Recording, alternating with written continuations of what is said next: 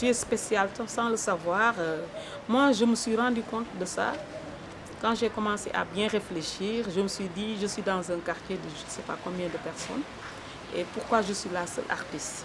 Pourquoi quand je dis quelque chose, c'est comme si tout le monde disait le contraire?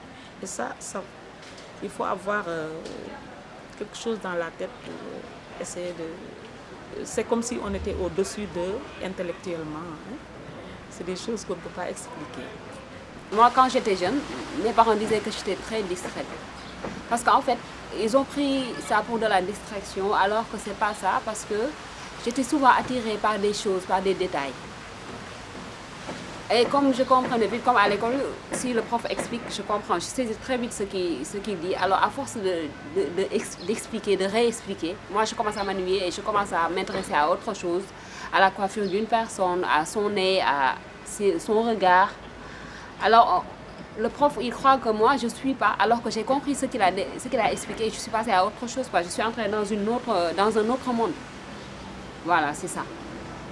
Alors, aussi notre vision des choses, parce que je pense que l'artiste est la personne la plus tolérante, la plus compréhensible sur Terre.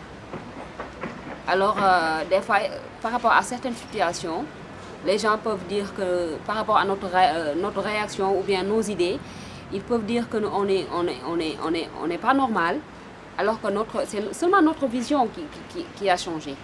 Je suis par la force des choses devenue presque une icône. Je ne suis pas quelqu'un de marginal, je suis quelqu'un d'original, c'est un fait. Mais je suis absolument intégrée dans ma société et je sers souvent de référence. Et il est arrivé que bien souvent, des parents viennent me dire « Est-ce que tu pourrais guider notre fille? Elle s'intéresse à l'art et nous ne voudrions pas qu'elle devienne quelqu'un de farfelu. » Pas facile par moment, mais heureusement que le monde évolue un peu. Maintenant, l'art plastique, les gens commencent à découvrir. Il y a de belles choses qui se font et tout. Les médias surtout, ils contribuent. Donc du coup, le regard change un peu, quoi. Mais à une période, c'était pénible. Et jusqu'à présent, par moment, tu rencontres des gens qui n'ont rien compris, quoi. Ils pensent que peut-être la peinture, c'est de l'amusement ou dans les planées, quoi. Mais avec le plané, ils job, man. Parce que nous sommes beaucoup plus sensibles. La manière dont nous voyons le monde est différente des autres. Par exemple, dans l'environnement. Des fois, je prends un exemple très simple. Par exemple, moi, je suis issue de la Casamance. Donc, pendant l'hivernage, on a tellement de beaux paysages. La manière dont je vois les paysages, par exemple, je suis avec des amis, je dis, regardez ce que Dieu a fait, c'est tellement beau. Et les autres me disent quoi? Ce n'est que des arbres et le ciel, mais ils ne peuvent pas ressentir cette couleur-là.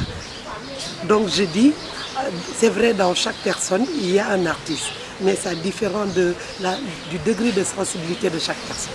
Côté fou, est-ce qu'on n'est pas tous fous? Qui est le fou? La société n'est-elle même pas elle-même folle? En fait, nous ne sommes pas des fous.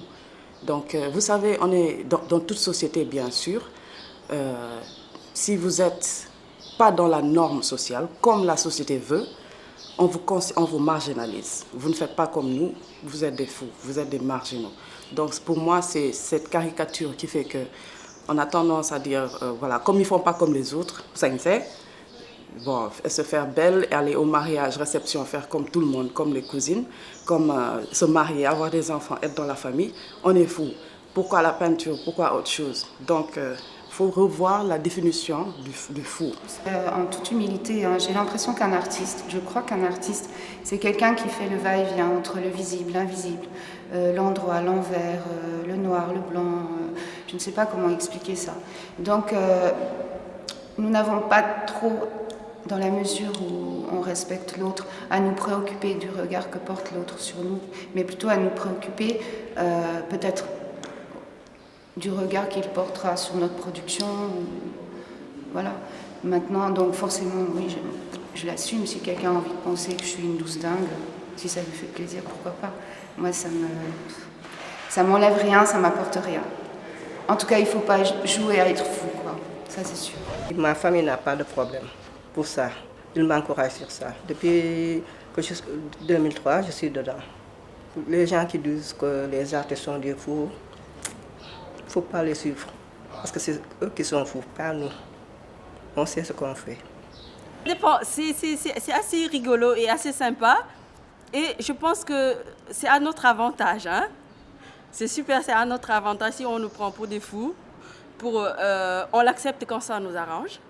Oui, on peut se cacher derrière ça pour être à l'aise, être naturel, vivre notre vie comme on l'entend et autres. Et que de notre côté, ce qui est un peu dommage, c'est que quand des gens font des choses qui ne sont pas bien du tout, ou bien un peu hors norme, bizarre, on dit que c'est un artiste. Je suis une personne qui est vraiment libre, qui pense aussi libre, qui aime agir. Je dis ce que je pense d'une certaine manière et on me prend quelque part au sein de la famille comme la folle de la famille.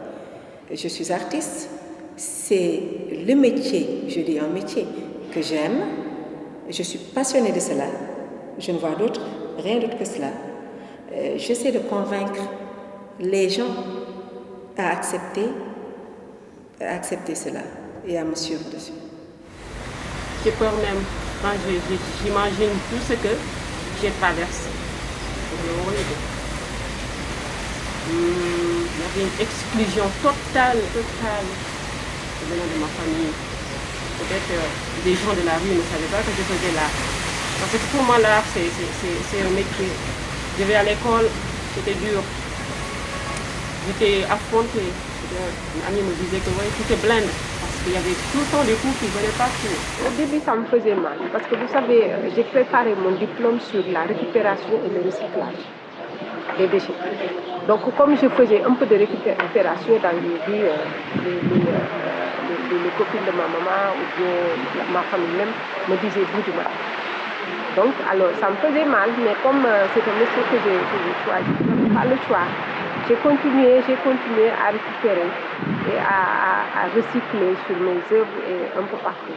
Donc, chez moi, quand tu rentres, tu crois que c'est le trésor de mes...